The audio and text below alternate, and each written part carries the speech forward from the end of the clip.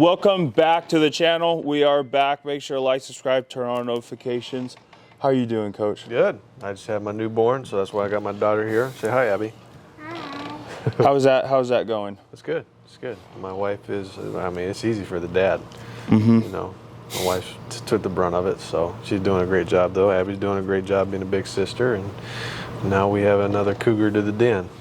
Well, let's get right into it. You've now had your first season. What are your thoughts now that the season's finally over? You know, I'm not a moral victory guy, so I think, you know, the expectations are still going to remain high. We want to be a championship caliber program. You know, even though, you know, I thought we had a good run in the playoffs. I thought we made some good adjustments. I thought we were turning in the right direction. You know, it's definitely not standard for us to get knocked out in the second round of playoffs. So, you know, we're on to the next mission. You know, I'm not a big believer. You see a lot of guys on social media making a lot of promises and saying this is our rebound year. That's not us. You know, this year's going to be a different and new team. Every team will change, but everything will stay the same. We prepare, and you know, it'll be a good year though. I'm excited for the future. With it being your first year, was it what you expected, or were there, you know, differences that you saw in it? Yeah, you know, I think the main thing is when you're talking about changing a culture and making everything so much different the way it was, you know, let's put it this way, there's a lot of kids that kind of fell off, if that makes sense. So I wasn't expecting that, but then again, I think about it and I say to myself, well, now everybody knows what the standard is, right? And so every kid that's within our program now has an understanding of the way we do things and how things are done, how things are taught, and how we're going to go about our business. And you know, like I said, the kids that are here, they're in, and now it's time just to go to work and try to improve and get better every day. What are the benefits that you're going to find with the kids now being in the system for a whole year, that they aren't going to go into a new program anymore? It's the same one.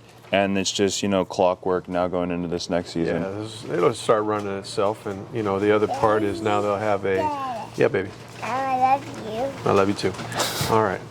I'm going to do this, okay?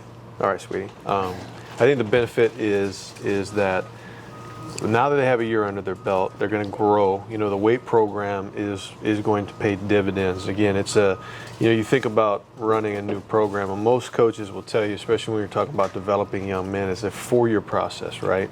And so year 2 is now the year that you really start seeing your weight program take effect. We should be a lot bigger. We should be, you know, we shouldn't have 130-pound corners anymore, 160-pound linebackers anymore, if that makes sense, right? Mm-hmm. So our linebackers should be bigger, our corners should be bigger, everybody should be a little bit more physical, which is the brand we want to play. And that should start taking effect, and we should start. It will pay dividends in the long run. And then, you know, like you said, I mean, shoot, now they know how things operate, how things run. It should run like clockwork and run itself.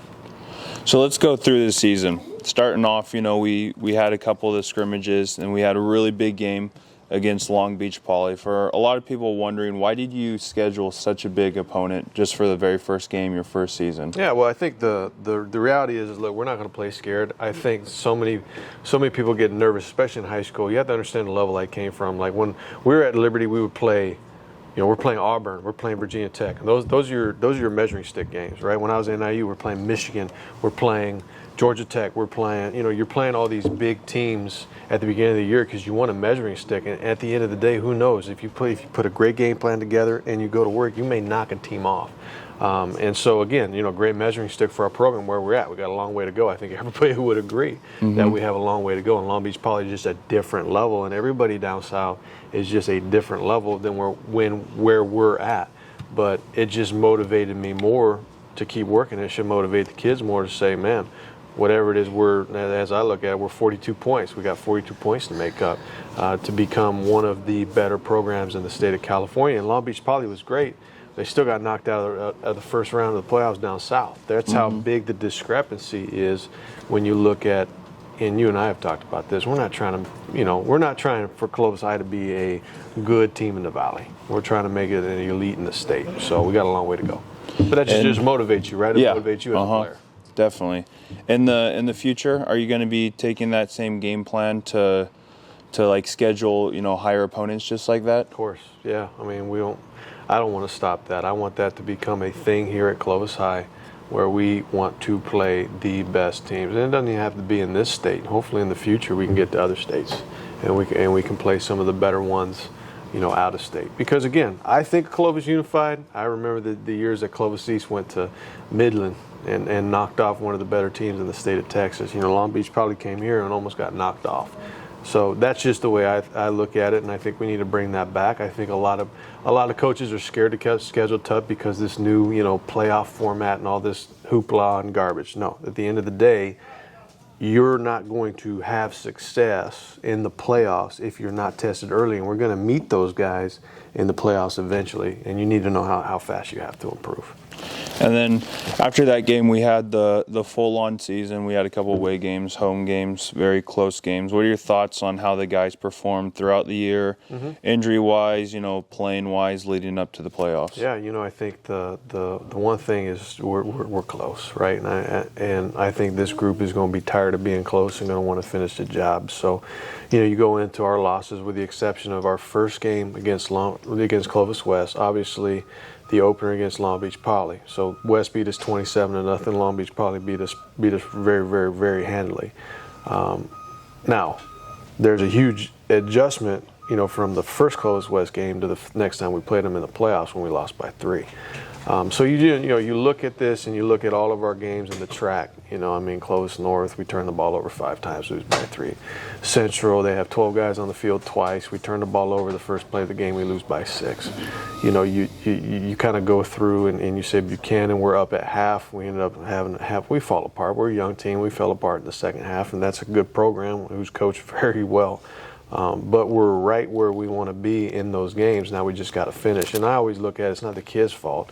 I go in a staff meeting on a Saturday and I say, how can we as a staff do a better job of adjusting? And we would make adjustments like, hey, we stink at starting off fast. All right, well, let's do team at the beginning of practice now to see if that will help us start out fast. Okay, we're not finishing. Well, we need to work these scenarios a lot better. And I think what that did, to be honest with you, is that helped us kind of grow until we try to get really hot in the playoffs. And that's all you really need to do. It doesn't matter, I think at the end of the day, we're not going to be traveling far. Every team in the track is going to be one of the top seeds, so we're all going to be playing close. So, heck, I don't care what seed we get. I just want us to get hot in the playoffs and get rolling and kind of have, you always want to build a program like this and never go the other way. Peak too early and then drop off after that. Speaking of playoffs, won the first game.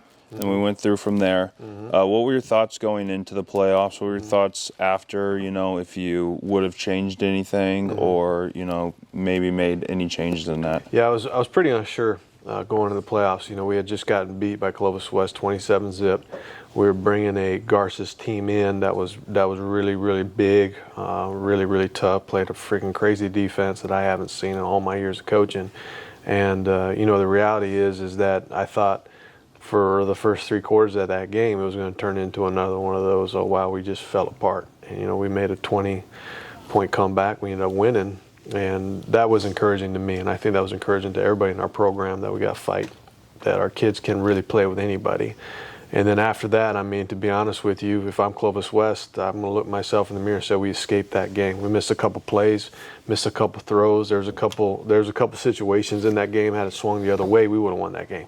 They had their players made plays, and they had a 99-yard touchdown where a guy made a play, and sometimes that's playoffs, right? Big time players make those plays for you, and we didn't come away with that game. But I tell you what, it put a fire in our butt to say we're close, and everybody knows it, and we're just going to go to work and try again. And like I told you, we're not going to make any promises. Like every team is different. Now these seniors have graduated, we're losing some pieces that we have to adjust through, right? And I'm not going to sit here and make claims that we're going to be this or we're going to be that. All we're going to do is go to work. We're going to shut our mouth and we're going to work in silence and try and improve week by week and take this thing, kind of chunk it out, 1-0, 1-0, 1-0, 1-0, 1-0. So by the time we do get there next year, we'll be ready to go. And then adjustments-wise, I always got to go back and we have what we call exit meetings, and I talk to the players and just, hey, what things do we need to adjust? What things do we need to make and do differently? And I think the reality was, as I look at it, I think we do a great job of working. And but sometimes, there's a point to change it. I come from the college level, right? And this is not, albeit we want to treat this as much as we can it is a business. They still need to be kids and they still need to be high schoolers. So just doing a better job. I call it CPR. We need the CPR program, and that's just coach-player relationship, having better relationships with the kids and letting them know that we love them, letting them know that at the end of the day, yeah, we're working hard, but there's a purpose, there's a bigger purpose, and this is a team game. So I would say that's it, and then just, retention. This is a different era, right? You and I know this. This is a different era of kid. And unfortunately, kids right away, I mean, shoot, we're talking game 2. I'm not playing, I'm done. Right. Well, there's a process that it takes, and this, had those same kids stuck it out, they probably been playing in the playoffs because we had injuries. Yeah. Right. And that's just how it works. Like you stick it out, you bide your time, and when your time comes, man, you're ready to go. But I think we'll fix those retention things by keeping some kids involved. And, at the end of the day, if you don't make it in our program, that's fine. It's not for everybody. It takes a lot of work, takes a lot of grind. We hit a lot, we run a lot, we condition a lot, we lift a lot. It's just what we do, and that's not going to change. But, yeah, so those would be the adjustments we're going to make. And like I said, the day after, we're back to work, man. So we came to work on that next day, and the boys went straight to basic training, and now we're done with basic training. We're into lifting, and we're going to start maxing here pretty soon and see all the gains that we're going to make. Yeah. You mentioned, losing guys. How much are you going to, rely on the kids coming up from JV and freshmen? There's multiple guys from JV that came up throughout playoffs. And we also, we had a bunch of freshmen as well. Obviously the quarterback. We had a guy at secondary and then some running backs. Shout out to Coach Allison and Sanders for coaching those teams. But what's going to be the importance of those guys coming up and, stepping up, whether they're going to be starting or, playing a role throughout the varsity games? Yeah, I think as I look at it, what I want our juniors to understand is if they're not going to come in and be ready to work, I'm going to play the freshmen, right, who are going to be sophomores, right? We're going to pull up a ton of sophomores that can play. JV's kind of like that mid, kind of like dead zone this year to me. We've got a really, really, really talented freshman group, and I want those guys to come up competing. 2 reasons: competition raises the level of everybody. Like if a junior kid says, I don't want to do it your way, coach, fine, no problem, got a freshman that will, or a sophomore that will now, right? And I think that's my idea. And plus, the younger, this young group is really freaking good, and the more reps we can give those kids at the varsity level, the better off we're going to be. I think the biggest decision that I made this year that you look at yourself in the mirror and you say, thank God I made that choice, was with the freshman quarterback, right? The kid earned it. He went toe-to-toe with the other guy, and he just beat him out fair and square. And now it's looking, you look at it and you see it paying dividends. The kid went off, and he's a freshman. And now he's going to be a year in the system. Now he knows the terminology. Now he knows what it looks like. Now he knows what it looks like to play in the playoffs, in the big-time atmosphere. And he's just going to be more prepared. So I look at it the same way with that young group. The junior class is good, but the reality is that they're inexperienced, they're unproven, and if they're not willing to work, then we'll just go young. And like I said, many people have done it and had success. So we'll figure it out. Yeah, and I'm sure it's just really exciting because this will be your first year that you have a class that's going to be the freshmen. The guys that are going to be up in varsity, technically they've only been through your system now, so they're able to understand everything that's going on, and they aren't really expecting anything different throughout it. Yeah, 100%. That freshman class is dialed in and locked in, and I'm excited about them. You don't want to overhype them too much. They still got to stay home and work, but they work. They don't say boo. They come from great families. That class is going to be lights out. And at the end of the day, they still got to keep working. Sometimes too much success too early can get to your head, and it can harm a team. So we're right where we want to be. Those kids are hungry. I think they want to be on varsity. I think they want to take somebody's job. We speak about recruiting. Coach Baxter and I sat down, and he really broke it down to our young men. In order for you to get this spot, what do you have to do? And most of them said, work hard, this and that. And he said, no, you have to take somebody else's job, right? And I think that those freshmen have that mindset. I want to take somebody else's job. And all that's going to do is just bring up the level of competition. And everybody's going to have to show up to work, or else your job's going to be taken. And that's right where you want to be as a head coach. You don't want to be in a place where oh, I know I'm for sure a starter here, and I'm going to stop working, because then that rubs off to the next guy and rubs off to the next guy, and then all of a sudden you got a complacent program. And complacency is a killer. So we will, we will keep it moving in that direction, which I'm fired up about. It's now off season. What's the game plan for students that are playing sports right now, Yeah. and then students that aren't playing sports right now? Well, I think the thing that I told the young men is I require them to play another sport. Some decided not to, which they'll regret, but most of them, for the most part, most of our players played another sport. And I told them, you need to find a sport that is going to help you for your main sport. So a lot of them were, okay, my main sport's football, coach, so what sport should I choose? Well, what position you play? I play this position. Well, there's basketball out there, right? We have a ton of kids playing basketball. One of my favorite is wrestling, especially for the big guys. You know, we've sent darn near our entire varsity offensive line and a lot of our up and coming kids to wrestling practice. And the reason why is because I want those kids to bend, and I want them to know how to move and leverage. And I think that was important. And the wrestling coaches have done a great job. None of those guys was going to contribute for them on varsity, if that makes sense. Not one of those kids that came out was going to score them state meet points. Yeah. Right? They just weren't, and they did a great job just understanding, like, all right, I'm here to work with these kids. They're here to buy into our program. We're going to make them tougher for Coach Wilkins. And they've just been awesome. So I'm fired up about that. And then, we have a couple kids out on the basketball court. They don't play a lot, but at the end of the day, just moving your body every single day, learning how to move in different ways, hand-eye coordination is huge for your development there. And then, we have a bunch of kids in baseball.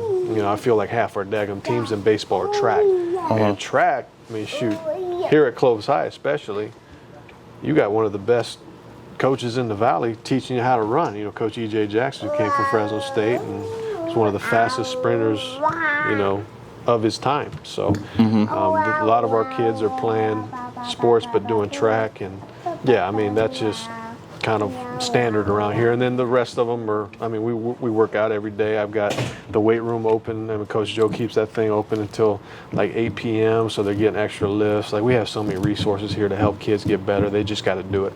So this summer, there's multiple plans. We don't have set dates for anything. There's going to be, the dead period. Yep. But what do parents and students, expect, just what's going to be going on? Yeah, so once the dead period figures itself out, we'll set our schedule. And really, summer combine is going to be Monday through Thursday, in which we're just going to, it's going to be an extended spring for us. It's through club.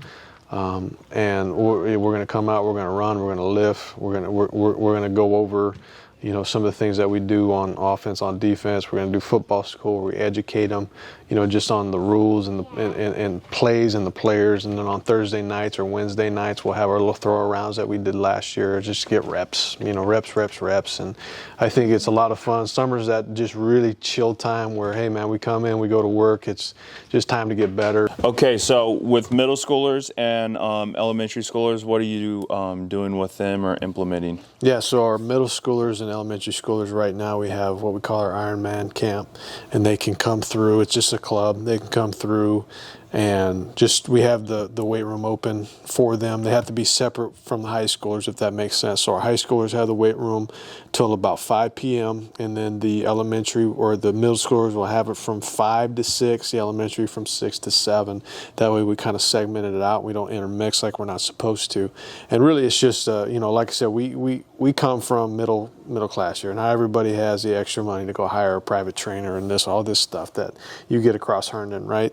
And so what we're trying to do is we're trying to just give kids opportunities and parents opportunities to help us develop their kids for long term, right? And it's not, the weight room's not about throwing heavy weight on their back as a youngster. It's more about the development of the ankles, the development of the knees, the development of the movement of the hips, and just learning how to move your body. So they should get far ahead. We have a ton of resources now. It's available through Peach Jar. You'll see it. And at the end of the day, I know there's some questions on registration. Really, just bring your registration form with you if you want to come to this, and just sign it. Bring your registration form, and we will take it from there on that day. So now with the season being over, what are you going to implement into this next season? What are you not going to implement? You know, what are your takeaways, and how are you going to look forward to the second season? Yeah, and I've said this before, and I mean this sincerely. Like, we're not going to be a moral victory program. You know, we have standards, we have expectations, and every year we want to take this program to where it belongs, and that's like it used to be every year. You know, one of the top programs competing for a Valley Championship year in year out, and the state championship. We have a saying here: we want to win the track, we want to win Valley, go to state, and graduate, and that's kind of the standard. So, you know, this year 1-4 in the track and 5-7 overall is not standard. Everybody knows that. Now we all know, you know, our 1-4 in the track also comes with most every game's a one-score game. We know how fast that we can flip that. And then, you know, we did a great job making a run in the playoffs, and now we have some playoff experience within our program. Now our kids have a little bit more hunger. Now they know how close they are.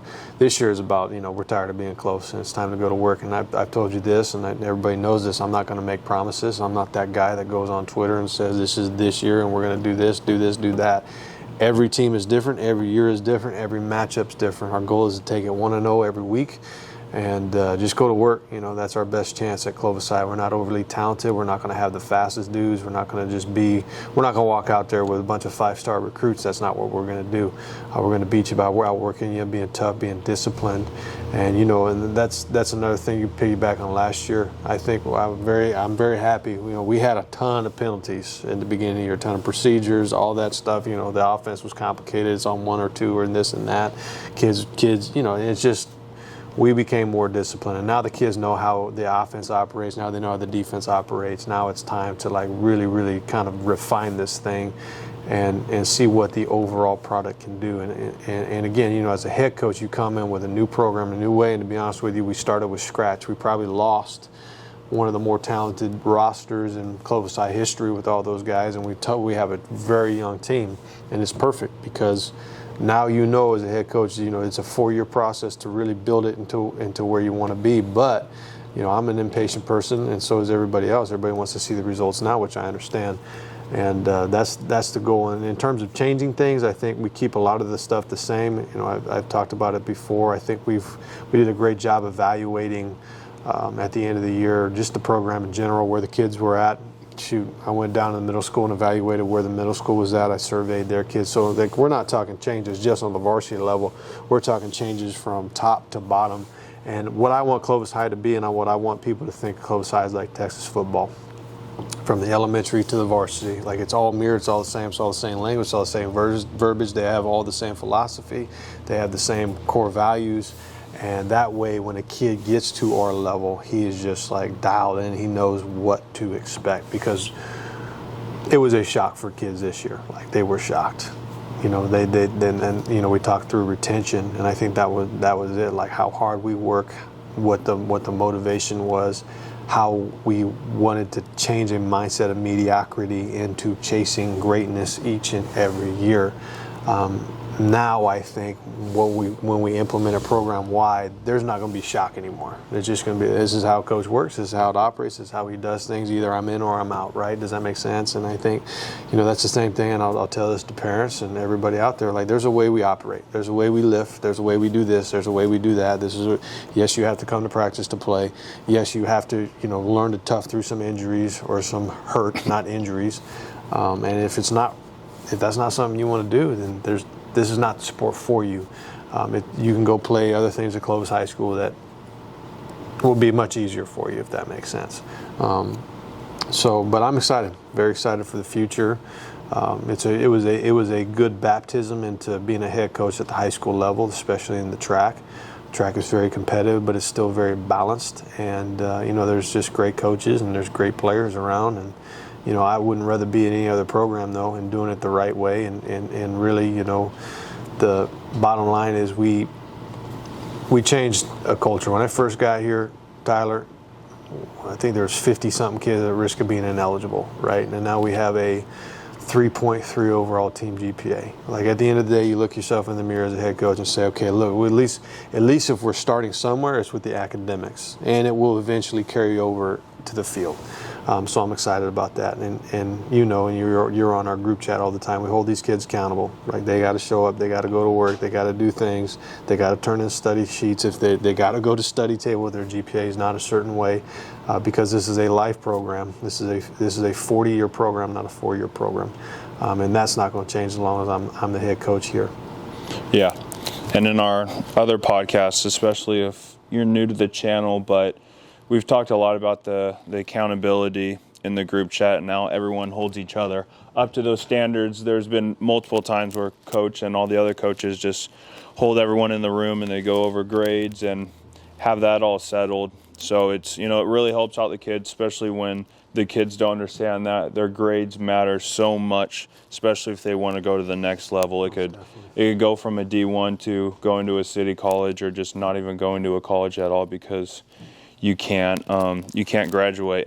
But last thing, why are we here today? What just happened earlier this morning with our students? So today was National Signing Day. We had 2 kids sign with Fresno State, and that was both of their dream schools, albeit it's a walk-on. I think what kids are going to have to come to terms with is there's 3 things you're going to have to focus on nowadays, and one is the JC level, next is a lower level, non-D1, and the other is a PWO at a D1 if you think you're a D1 player. And the reason why that's happening is because of what the transfer portal has created in modern day football, and every team is now team building. They're not developing. And so if you're UCLA, you're looking, and UCLA just took a former Clovis Cougar in the transfer portal, right? We're looking at pulling transfers in as opposed to going to a high school, bringing a young kid and developing throughout, right? So you're going to see the standard 5 and 4 stars. All those 5 and 4 stars will get the scholarships to the big time programs. Everybody knows that. They're the genetic freaks. You can see it on tape. Like, that's easy. Those are easy evaluations. But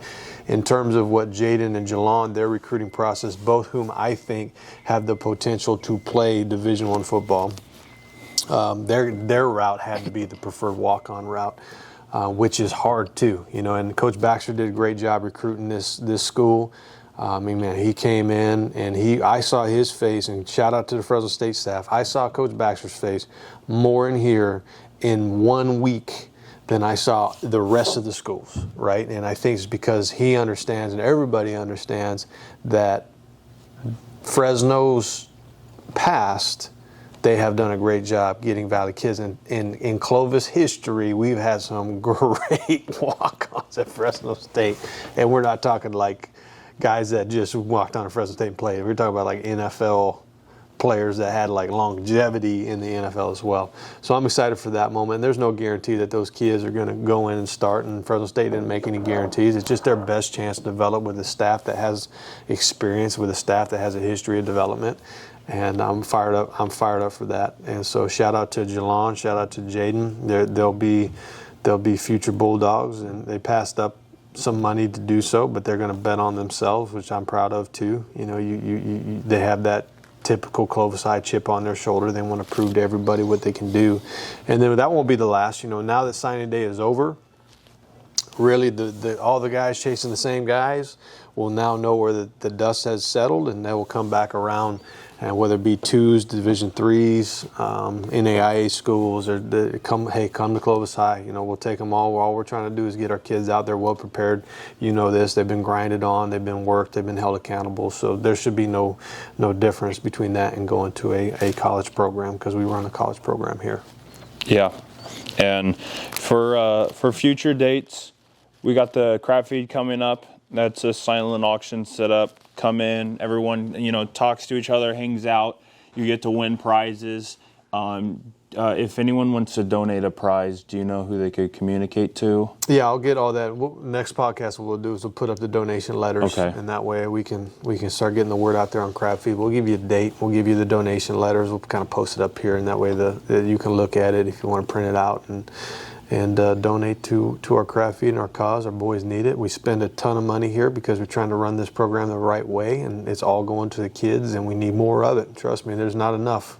There's not enough, especially nowadays with the cost of everything tripling, quadrupling.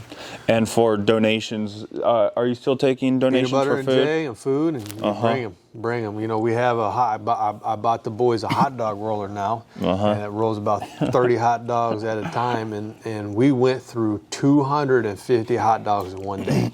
So if you want to just bring as many hot dogs to athletics as you can, please do. We will take them, we will come in, we'll cook them, and we will go from there. And then after that, we got summer combine. Obviously, that's going to be once school is over.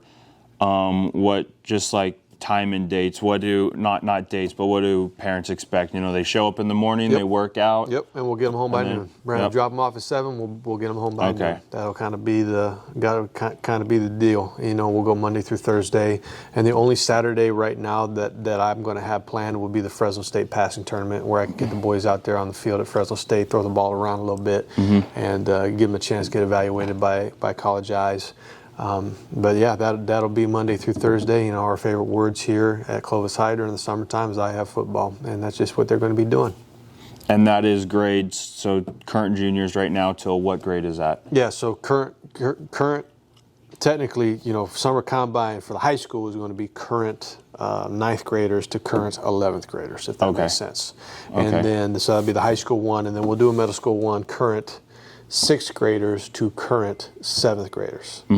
Okay, I jacked that up. I'm sorry. It'll be current 8th graders to current 11th graders will be the high school. That makes sense. Everyone. So if you're going to be in high school next year, you're up, and then if you're going to be in middle school, you'll be with that group. You'll be traveling with the middle school group, and then the rest will kind of be in this third session. Okay. So we have it broken out into sessions. We'll make sure everybody has the information for summer combine, and then you know what's really coming up that I'm excited about is the 7-on-7 and our lineman development camp. So Coach Murray's going to put on a lineman development camp because we know that we have big boys here at Clovis Unified, and we never want to isolate those guys. We want to make sure that while we're doing 7-on-7, we have an ability to, you know, develop the kid that's just not as agile as others, but he's got a great hand in the dirt. That will be coming up here February 7th, along with our 7-on-7 for the elementary schools and for the middle schoolers. And really all you need to do, and there's been some questions in emails, all you need to do, bring the registration sheet with you and bring the money with you. We will register you on that day, so you don't even have to worry about it. So just come with that stuff. You don't have to worry about all the other hoopla with it. We're kind of old school here. Just bring your piece of paper, bring your money. We'll mark you down and call it a day. And then the most recent one, the Iron. Talk about that again. Yeah, so our Ironman is going to go Monday through Thursday. That will be in the weight room here at Clovis High. That's going to go for current middle schoolers. Current middle schoolers get the weight room from 5 to 6, and then current elementary schools get it from 6 to 7. The high school has it from 3 to 4. Or I'm sorry, from 3 to 5. Perfect. All right. Any other announcements? That'll be it. Go Cougs.